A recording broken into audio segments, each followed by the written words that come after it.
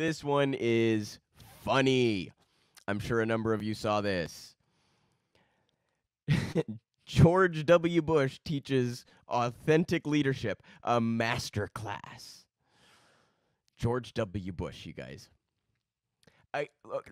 For me, obviously you could go the moral route and be like, we probably shouldn't have fucking lying war criminals teaching master classes on leadership. You could go that route. For me, it's almost even more like the dude was literally Dick Cheney's puppet, and you're going to call him a leader. A leader. More than any other president in modern history, he conceded the president to his vice president. And you're going to call him a leader. A leader.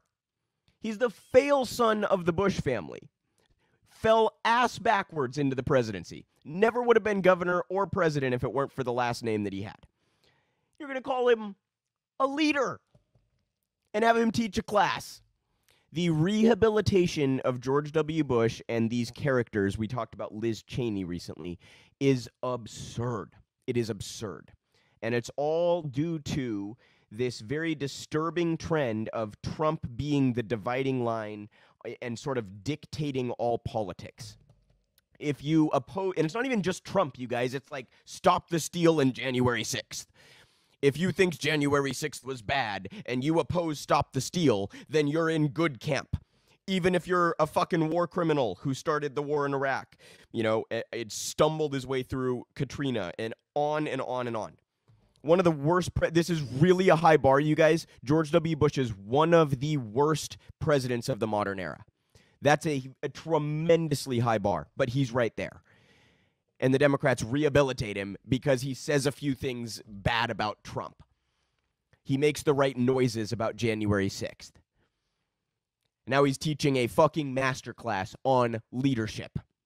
I don't even know where to start, you guys. The guy couldn't say a sentence at a press conference. You're going to have him teach a class on leadership. I mean, part of me is internally laughing so hard that I'm crying, and then part of me is deeply angry that we live in a society that will rehabilitate a human being like this. So I don't know how to quite feel about this story, but I couldn't help but talk about that. Just, you know, that feels like satire, and it just very revealing about the society that we live in a whole number of different ways. You do not, in fact, you guys, have to rehabilitate the worst people on the planet simply because they said January 6th was bad. Just FYI.